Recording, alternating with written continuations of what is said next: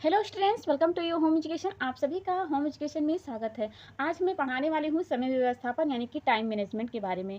पीछे वाली क्लास हम आपको थोड़ा रिकॉल कर दें ताकि आपको समझ में आ जाए कि ये टॉपिक कहाँ से लिया गया है। ये टॉपिक मैं होम मैनेजमेंट के टॉपिक से ले रही हूँ, यानी कि होम साइंस के होम मैनेजमेंट से टॉपिक ले रही हूँ। आपने पिछली वाली कक्षा में देखा होगा, पारिवारिक जीवन चक्र में संसाधन यानी कि रिसोर्स का चैप्टर पढ़ते हो, तो उसी में आपने पढ़ा होगा कि रिसोर्स भी कई प्रकार से होते हैं। कुछ मानवीय होते हैं, कुछ अमानवीय होते हैं, उसके अलावा नमनीय होता है। तो उसी में आपने देखा होगा कि मानवीय संसाधन, अमानवीय संसाधन में समय आपका आता है। यानी कि मानवीय संसाधन वो संसाधन होते हैं जिसे आप छू नहीं सकते हो, जिसे आप देख नहीं सकते हो, जिसे आप चुरा नहीं सकते हो, वो आपका होता है मानवीय संसाधन, यानी कि किसी के अंदर होता है।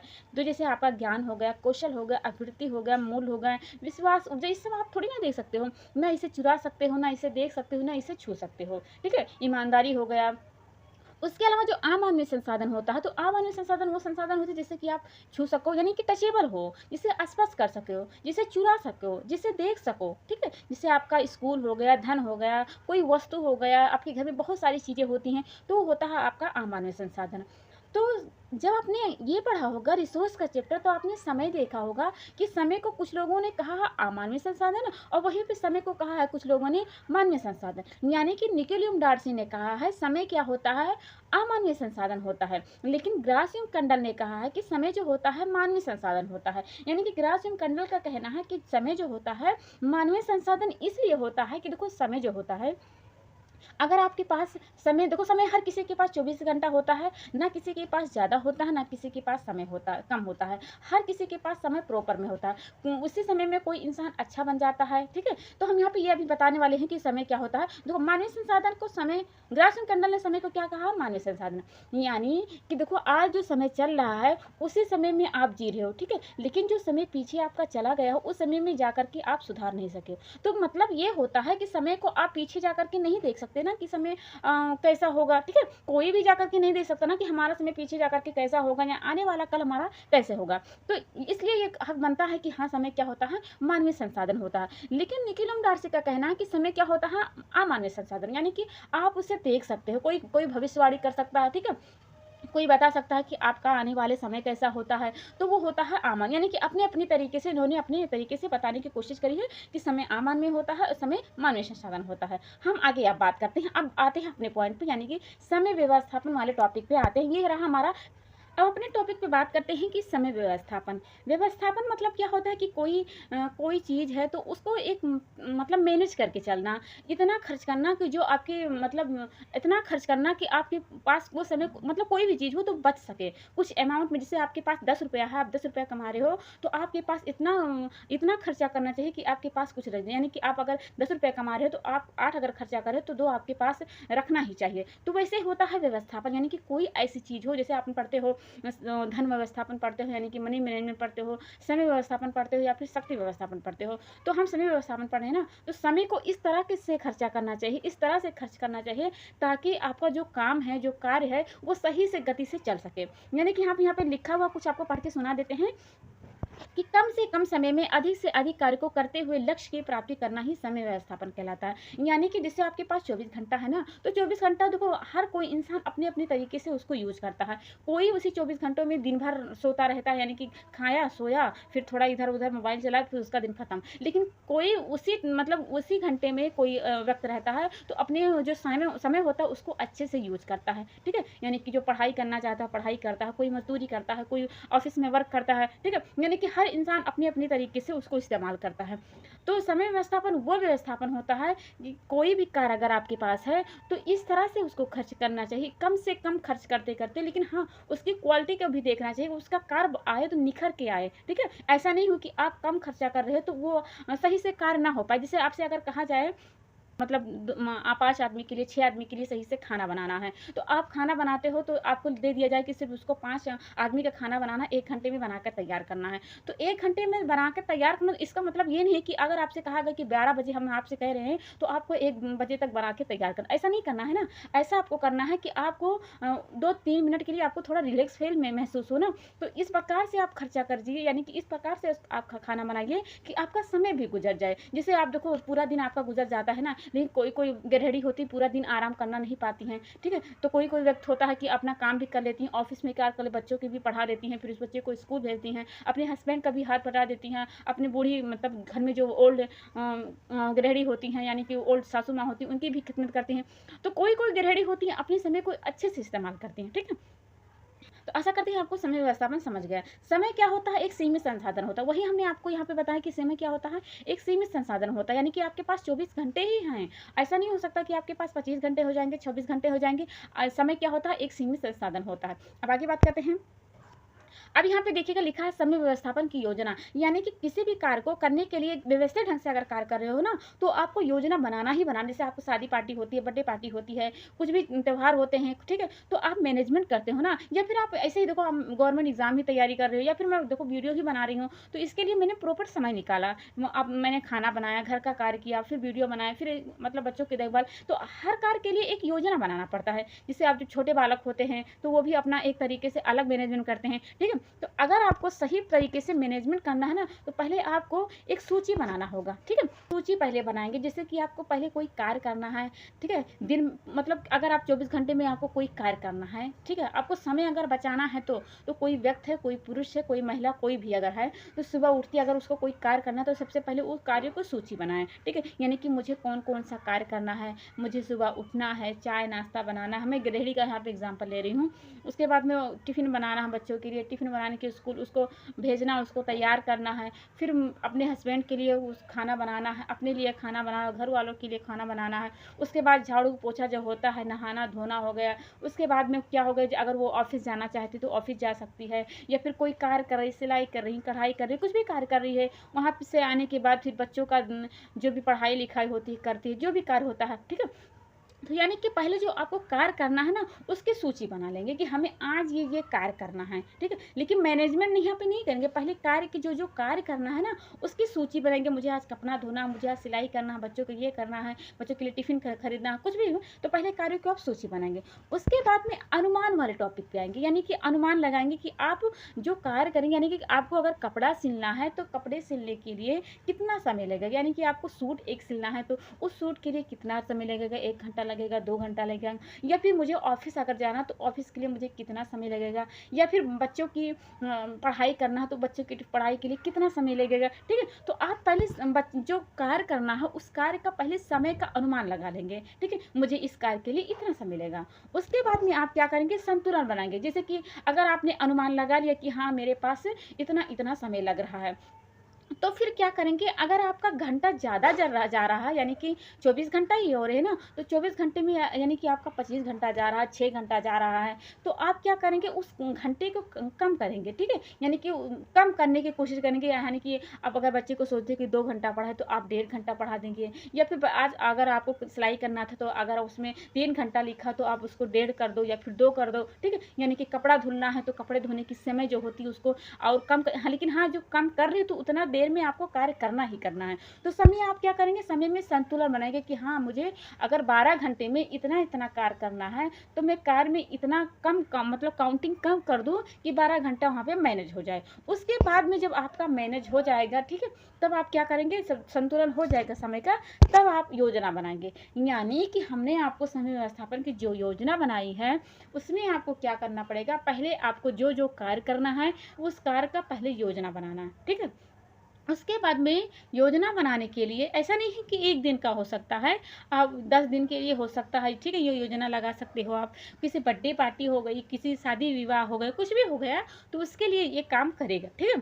तो उसके बाद में आप कार्यों की सूची बना लिए, तो फिर आप अनुमान लगाएंगे कि मुझे अनुमान यानी कि कितना कितना समय लगेगा। जैसे कि आपको कहीं पे जाना है, कपड़े की शॉपिंग करने से, ईद का त्यौहार ही है तो ईद के त्यौहार के लिए किसके लिए कितना कपड़ा खरीदना, कौन सा कपड़ा खरीदना, कौन से दुकान पे जाना है, कौन से मार्केट में जाना है, किसके लिए क्या क्या खरीदना है। तो यानी कि आप अनुमान लगाएंगे कितना देर वहाँ पे जाकर के समय गुजारना पड़ेगा, ठीक है। उसके बाद में अगर घंटा ज़्यादा जा रहा है, कम जा रहा है, तो आप उसको मैनेज करने की कोशिश करेंगे, ठीक है। ऐसा थोड़ी ना कि 12 घंटा अगर आपको काम करना है तो 12 घंटा, ठीक है, तो आप 12 घंटा काम ही करने, तो 2-3 घंटा ऐसा तो छोड़ना पड़ेगा ना कि रिलैक्स के लिए, आपको विश्राम करने के लिए, आपको आपकी थकान को दूर करने के लिए आपको थोड़ा मतलब टाइम को थोड़ा कम करना पड़ेगा। उसके बाद में जब आपका सूची बन जाएगा, जाएगा, अनुमान बन जाएगा, संतुलन हो जाएगा, तब फिर आप क्या करेंगे, आप समय व्यवस्थापन की जो योजना होती है उस योजना को बनाएंगे। आशा करते हैं, उम्मीद करते हैं आपको समझ में आ गया होगा। अब अगली बात करते हैं समय व्यवस्थापन की, यहाँ पे साधन की बात करते हैं। या जो हमने पीछे वाला बताया नहीं है वो आपसे एग्जाम में बहुत बार आपसे क्वेश्चन पूछ लिया गया कि समय व्यवस्थापन की सूची क्या होता है, सूची के बाद क्या आता है, अनुमान आता है, अनुमान के बाद क्या होता है, संतुलन आता है, संतुलन के बाद क्या होता है, योजना बनाता है। यानी कि चरण में आपसे पूछ लिया जा सकता है, तो आप याद किए रहे, मतलब क्रम से लगाएंगे। तो पहले सूची बनाएंगे, अनुमान, और उसके बाद में संतुलन, फिर योजना। अब यहाँ पे बात करते हैं समय व्यवस्थापन के। यहाँ पे कुछ निर्धारक तत्व यानी कि 2 प्रकार से होते हैं, एक उपकरण होते हैं और एक निर्धारक तत्व होते हैं। ठीक है, तो निर्धारक तत्व को 2-3 नाम से जाना जाता है। एक को कहते हैं निर्धारक तत्व, और एक को कहते हैं मानदंड के निर्धारक, और एक होता है समय व्यवस्थापन के साधन। ठीक है, वहीं पे अगली बात करते हैं दूसरे नंबर पे, तो समय व्यवस्थापन के यंत्र भी होते हैं यानी कि उपकरण भी होते हैं। ठीक है, पहले हम बात करते हैं निर्धारक तत्व की बात करते हैं। तो निर्धारक तत्व में बहुत प्रकार से होते हैं। एक होता है समय का महत्व यानी कि समय का मूल्य भी इसे कहा जाता है। दूसरा होता है समय मानक यानी कि कार्य इकाई भी इसे कह सकते हैं आप। तीसरा हमारा होता है कार्यवक्र यानी कि सिर्फ कार्यवक्र भी कह सकते हैं, यानी कि इसे कार्यवक्र को वर्क कर भी कह सकते हो। ठीक है, उसके बाद में चौथे नंबर पे है समय क्रम यानी कि जो टाइम होता है, टाइम क्रम होता है। उसके बाद में जो टाइम क्रम के बाद में समय दर्शन होता है, समय दर्शन के बाद होता है समय संतुलन होता है। जब यंत्र की बात करते हैं तो उसमें पहले नंबर पे होता है पीक लोड, फिर दूसरे नंबर पे होता है कार्यवक्र, तीसरे नंबर पे हमारा होता है विश्राम।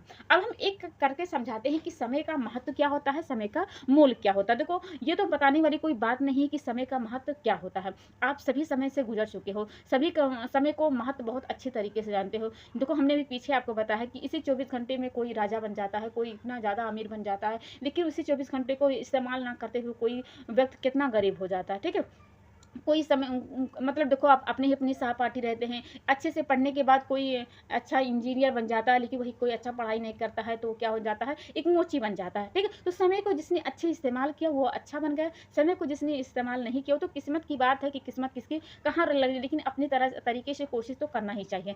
तो समय का महत्व में हम आपको क्या बताएं कि यही होता है कि समय का जो महत्व होता है जीवन, हर किसी के जीवन में सबसे बड़ा ये महत्व का योगदान है। ठीक है, यानी कि समय जीवन में बहुत ज़्यादा अधिक महत्व होता है। समय क्या होता है, एक सीमित होता है, हम सभी जानते हो, यानी कि सीमित को देखते हुए भी अपने समय को सही तरीके से इस्तेमाल करके हमारी जो लक्ष्य होता है, हमारे जो गोल होता है, अपने गोल को अचीव कर पाए। ठीक है, अब अगला हमारा पॉइंट है समय मानक यानी कि कार्य इकाई।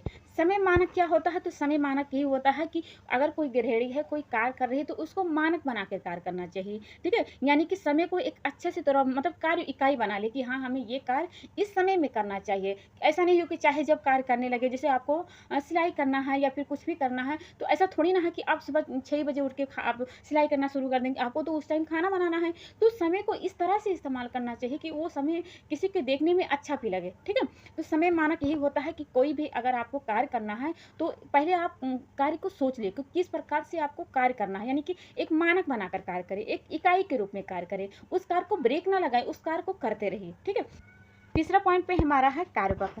कार्यवक्र देखो सामान्यतः वो होता है जैसे उद्योग में होता है, कभी देखो कोई काम होता है तो बहुत तेज जाता है, उसकी जो लाइन बनती है, एक कर्व बनता है, वो बहुत तेज जाता है, लेकिन कभी कभी डाउन हो जाता है। ठीक है, यानी कि कोई मार्केट होता है, कभी कभी कोई फैशन ही आता है। देखो, तो कोई मतलब ये वक्र वही होता है कि अगर कोई कार्य होता है तो जब कार्य वो हो ना तो पहले भारी वाला काम हो। ठीक है, जैसे आप कोई काम कर रहे हो ना तो पहले काम को इस तरीके से करिए ना।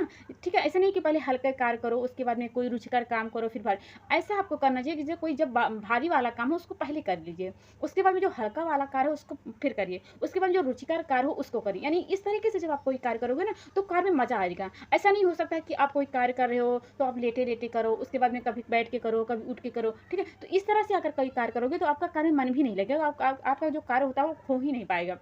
तो कार्य का जब वक्र होता है, आपसे ये क्वेश्चन भी पूछ लिया गया है कि कार्य वक्र में किस तरह से कार्य करना चाहिए, तो पहले भारी कार्य करिए आप, उसके बाद में हल्का कार्य करिए, उसके बाद में जब आप भारी कार्य करने के बाद हल्का कार्य करोगे तब फिर आप बोरियत कर लेकिन तब इसके बाद आप जो आपकी रुचि कर रही है ना, आपकी जो इच्छा कर रही है उस कार्य को करिए। ठीक है, अगले नंबर में हमारा है समय कर्म, यानी कि समय कर्म भी बहुत ज़्यादा महत्व। देखो, समय आपने पढ़ा होगा, बहुत 6 में आपने पढ़ा होगा कि सफाई वाले चैप्टर में कि आप दैनिक सफाई होती है, एक होता है साप्ताहिक समय सफाई होता है, मासिक सफाई, ठीक है? यानी कि ऐसा थोड़ी ना होता है कि आप दिन भर मतलब हर हफ्ते में आप घर की लिपाई-पोताई करते हो, यानी कि चूना-पेंट करते हो, ऐसा थोड़ी ना होता है। जितना सारा घर में संदूक होता है, अलमारी होता है, रोज़ खोल के बैठे होते हो, ठीक है? ये सब काम जो होते हैं वो दैनिक, साप्ताहिक, वार्षिक, मासिक में बँटे होते हैं, ठीक है? यानी कि पहले आपको जो घर की रोज़ झाड़ू होता है, पोछा होता है, उसे आप दैनिक में करिए। उसके बाद जो मासिक होता है, साप्ताहिक होता है, ठीक है? साप्ताहिक में आप जो मतलब बर्तन इकट्ठा जो हुए रहते, जो बर्तन मतलब आपने सजा के रखा हो, उसको सप्ताह में आप धुल सकते हो, ठीक है?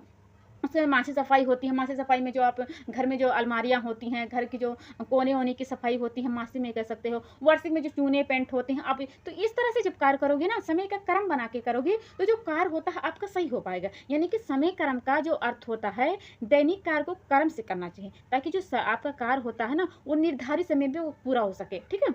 अगला हमारा पॉइंट पे है समय दर्शन। समय दर्शन क्या होता है? यानी कि समय का नज़रिया कैसा होता है? आप समय को किस तरह से देख रहे हो, ठीक है? आप अगर समय को सही तरीके से देख रहे हो ना, तो आपका जो समय होता है सही से गुजर पाएगा, ठीक है? तो समय दर्शन वही होता है कि आप उस घड़ी जो सुई होती है, घड़ी की सुई को किस तरह से इस्तेमाल कर रहे हो, ठीक है? अगला हमारा है समय संतुलन। तो समय संतुलन यानी कि समय व्यवस्थापन ही पढ़ रहे हैं, तो समय संतुलन यानी कि समय को किस तरह से आप इस्तेमाल कर रहे हो। मैंने पीछे लिख रखा है, यहाँ पे देखिएगा, लिखा है समय संतुलन के 3 भाग होते हैं, ठीक है? एक होता है कार्य होता है हमारा, एक होता है विश्राम, एक होता है मनोरंजन। यानी कि समय संतुलन को आप 3 भागों में बाँट करके आप उसको अच्छे से संतुलन कर सकते हो, यानी कि टाइम को आप बचा सकते हो। कैसे? आपको 8 घंटे काम करना है, विश्राम, आपको 8 घंटे विश्राम करना है, मनोरंजन, आपको 8 घंटे मनोरंजन करना है। यानी कि 8 तिरिक 24 होता है ना, 8 तिरिक 24 घंटे ही होते हैं आपके जीवन में।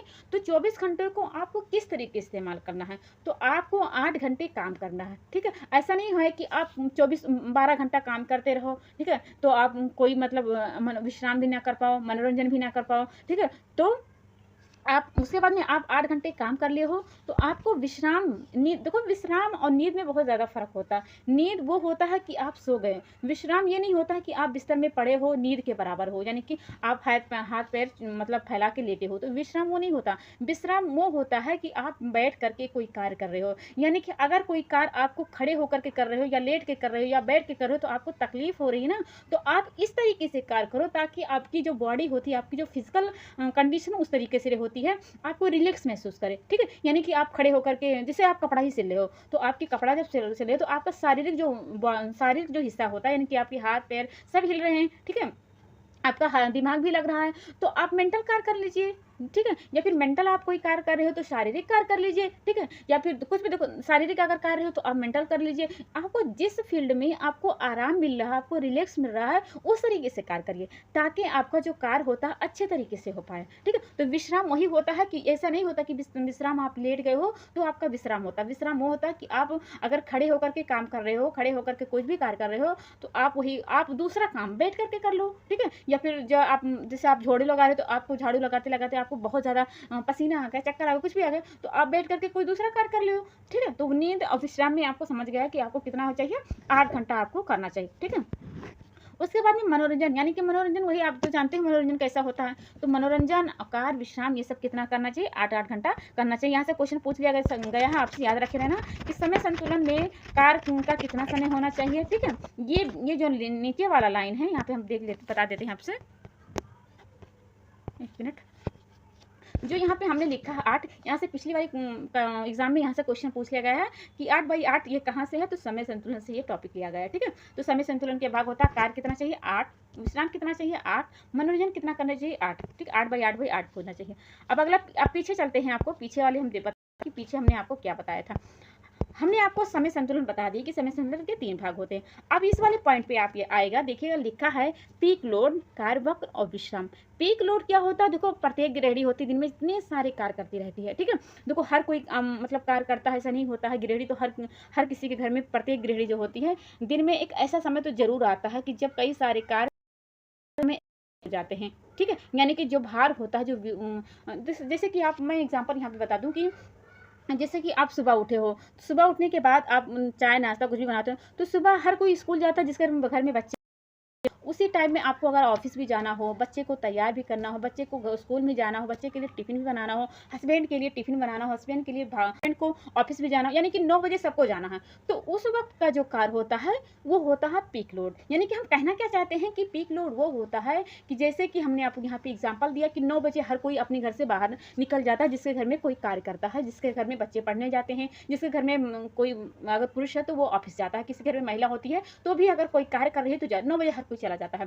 तो जो काम जिस वक़्त पे ज़्यादा लोड हो रहा है उसे कहते हैं पीक लोड, ठीक है? आशा करते हैं आपको पीक लोड समझ में आएगा कि पीक लोड वो होता है कि जो वो समय होता है जिस समय में कार्य की जो वृद्धि होती है, कार्य बहुत ज़्यादा होता है, यानी कि हर तरह से उनको भी टिफ़िन देना है, इनको खाना देना है, इनके लिए कपड़ा प्रेस करना है, कुछ भी करना है, तो वो होता है आपका पीक लोड।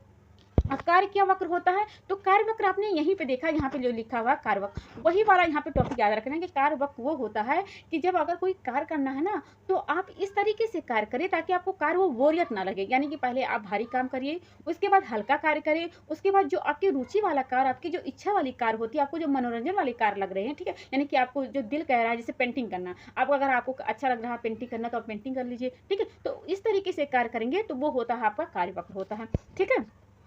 विश्राम क्या होता है, तो विश्राम हमने आपको वही बताया कि विश्राम वो होता है कि देखो कोई भी कार्य करते हो, ठीक है, तो आप जब कार्य करते रहते हो तो आपको थकान तो महसूस होती ही होती है, हर किसी के लाइफ में हो, यानी कि चाहे मानसिक कार्य कर रहे हो, चाहे फिजिकल हो, चाहे मेंटल हो, कोई भी कार्य हो, यानी शारीरिक कार्य हो या मानसिक कार्य हो, तो कार्य को करते करते आपकी बॉडी थक तो जाएगी, तो वो आपका होता है विश्राम होता है। तो विश्राम को आपको थोड़ा यानी कि आपको एनर्जी बचाने के लिए आपको रुकना पड़ेगा, तो वो आपका होता है विश्राम। यहाँ पे पीछे देखिएगा, लिखना है हमने विश्राम, आपका यहाँ पे लिखा है विश्राम। मानसिक अगर आप कोई कार्य कर रहे हो तो आपको कितना रुकना चाहिए, यानी कि कितना विश्राम करना चाहिए, कितना आपको रुकना चाहिए काम करते हुए, तो 40 मिनट में 2 मिनट का विश्राम करना चाहिए, ठीक है। यहाँ से भी क्वेश्चन पूछ लिया गया आपसे कि अगर आप मानसिक कार्य कर रहे हो तो आपको कितने समय में कितना रुकना चाहिए। अगर आपसे 80 पूछ लिया गया है, आपसे 80 मिनट पूछ लिया गया है तो आप इसे बढ़ा सकते हो, ठीक है, 4 मिनट कर सकते हो, ठीक है। तो 40 मिनट में कितना करना चाहिए, 2 मिनट का विश्राम करना चाहिए। उसके बाद में यहाँ पे देखिए लिखा है मध्यम क्रियाशीलता वाले व्यक्ति में कितने का समय लेना चाहिए, तो 16%, यानी कि कोई मध्यम करना ज़्यादा कठिन है ना ज़्यादा हल्का है, ठीक है, मतलब मध्यम कार्य है, ठीक है, तो वो होता है आपका मध्यम कार्य क्रियाशीलता, तो 16% आपको विश्राम करना चाहिए। उसके बाद में अधिक क्रियाशील जो कार्य होता है, अधिक शारीरिक श्रम करने वाले को कितना, यानी कि मानसिक कार्य करने के लिए 40 मिनट में 2 मिनट, लेकिन अगर शारीरिक कार्य कर रहा है तो 57% उसको विश्राम करना चाहिए। आशा करते हैं आपको ये समझ में आ गया कि विश्राम, यहाँ से बहुत बार एग्जाम में क्वेश्चन पूछ लिया, हम यहाँ पे गिनती नहीं कर सकते हैं कि कितनी बार आपसे क्वेश्चन पूछ लिया गया है। तो मानसिक कार्य को कितना करना चाहिए, विश्राम करना चाहिए 40 मिनट में 2 मिनट। उसके बाद में शारीरिक श्रम करने वाले को, तो अगर कुल कार्य है तो कुल कार्य में 57%, मध्यम क्रियाशील है तो मध्यम क्रियाशील के लिए 16% आपको विश्राम करना चाहिए। अब अगली बात करते हैं, अगला यहाँ पे दिखेगा समय समायोजन के क्रम है, यानी कि आप समय को कैसे समायोजन करके कार्य करेंगे। तो पहले आपको क्या करना है, जो आपका कार्य है उस कार्य को पहले सूची बनाएंगे, यानी कि हर मत को सम्मिलित करके एक सूची बनाएंगे, यानी कि कोई कार्य है तो उस कार्य की पहले आप सूची बनाएंगे कि आपको ये कार्य करना है आज। वो कार्य करने के बाद हर काम के लिए सही का सही अनुमान लगे, हमने वही पीछे बताया आपको, पहले सूची बनाएंगे, सूची के बाद अनुमान बनाएंगे, फिर संतुलन बनाएंगे, फिर योजना बनाएंगे। वही यहाँ पे ये भी दिया गया है कि पहले आपको कोई कार्य करना है तो कार्य को करने के लिए पहले एक सूची बनाएं कि आज मुझे ये कार्य करना है, ठीक है। तो कार्य करने के बाद आप समय का सही अनुमान लगाएं कि हाँ मुझे इस कार्य के लिए इतना समय लगेगा, 2 घंटा, 3 घंटा, 4 घंटा। उसके बाद में अनुमति और समय को पूर्ण रूप से समय के बीच में समानता लाएं और समय को, यानी कि ये कहने का मतलब है कि कोई कार्य है, अगर वो कार्य आपकी गिनती में ज़्यादा, यानी कि 12 घंटे से ज़्यादा जा रहा है, कम जा रहा है, तो इस तरह से मैनेज करिए, इस तरह से उसमें योजना बनाइए, इस तरह से उसमें लिखिए ताकि जो मैनेजमेंट हो सही तरीके से सटीक बैठ पाए। यानी कि अगर 2 घंटा लग रहा है तो 1.5 कर दीजिए, 3 घंटा लिखा है तो आप 2.5 कर दीजिए, ठीक है। तो इस तरीके से सही तरीके से आप लिखिए। तब इस तरह से लिखने के बाद आप क्या करें, योजना बना दीजिए, ठीक है। यानी कि हर मत को सूची, यानी कि सूची बना ले, सही अनुमान लगा लो आप। अनुमान लगाने के बाद जो समय होता है, समय को सही से मैनेज करके लिखो कि हमें इस कार्य के लिए इतना ही कार्य का समय तक करना है, इससे ज़्यादा नहीं जाना है। ये सब जब हो जाएगा तब आप योजना बना लें। आशा करते हैं आपको हमारी क्लास समझ में आएगी कि आज हमने आपको क्या बताया। आज हमने आपको बताया है समय व्यवस्थापन, यानी कि समय व्यवस्थापन क्या होता है। तो समय व्यवस्थापन वही होता है कि कम से कम समय में अधिक से अधिक कार्य को करना ही आपका समय व्यवस्थापन कहलाता है। इतना आपको याद रखना कि कम से कम समय में अधिक से अधिक कार्य को करना करना समय व्यवस्थापन कहलाता है। ठीक है, तो किसी भी कार्य को सही ढंग से करने के लिए हमें एक सूची बनानी पड़ती है। सूची बनाने के लिए आपको सूची बनाना पड़ेगा, अनुमान लगाना पड़ेगा, संतुलन बनाना पड़ेगा, फिर योजना। यही जो योजना होता है यानी कि सूची, अनुमान, संतुलन, योजना, आप जब एनर्जी मैनेजमेंट पढ़ोगे, उसके बाद में आप जब यानी कि धन वाले में पढ़ोगे और शक्ति वाले में, ये दोनों मैनेजमेंट में आपको यही योजना बनाना पड़ेगा। उसके बाद में आपने देखा होगा, हमने बताया आपको समय व्यवस्थापन के जो निर्धारण तत्व होते हैं, यानी कि आपको समय का महत्व जानना पड़ेगा, समय का मानक इकाई बना के कार्य करना पड़ेगा, कार्य का वक्र कैसा जा रहा है उस तरीके से आपको कार्य करना होगा, समय को कर्म को समझना होगा कि किस तरह के समय कार्य हो रहा है, समय का दर्शन समझना होगा। उसके बाद में आपको समय संतुलन बनाना होगा। समय संतुलन में आपने देखा कि विश्राम आता है, विश्राम में आपको कितना देर कितना विश्राम करना है, मध्यम क्रियाशीलता को कितना कार्य करना है, अधिक क्रियाशील वाले को कितना परसेंटेज कार्य करना है। उसके बाद में आपने समय मापन यंत्र में आपने देखा पीक लोड। पीक लोड वो होता है कि कोई जब कार्य हो रहा है तो उसी समय में इतना ज़्यादा काम लोड हो जाए, इतना ज़्यादा कार्य हो जाए, ठीक है, तो वो आपका होता है पीक लोड होता है। कार्य वक्र वही होता है कि कार्य वक्र यानी कि क्रम कैसा जा रहा है, यानी कि रेखीय कैसा जा रहा है। जैसे उद्योग में होता है, कोई मार्केट वाला होता है, डाउन हो जाता है, कभी तेज हो जाता है, तो वो होता है आपका कार्य वक्र होता है। विश्राम तो आप समझ ही गए होंगे। ठीक है, ये रहा हमारा पूरा क्लास। आशा करते हैं आपको हमारी क्लास समझ में आई होगी। अगर आप मेरा क्लास देख रहे हो और यहाँ तक पहुँच गए हो, अभी तक मेरे चैनल को सब्सक्राइब नहीं किया है तो प्लीज़ इसे लाइक और सब्सक्राइब भी कर दीजिएगा। हम ऐसे बेहतर से बेहतर क्लास लाते रहेंगे। ठीक है, अपनी क्लास यहीं पे ख़त्म करते हैं, मिलते हैं कल एक नई क्लास में। तब तक के लिए टेक केयर एंड बाय।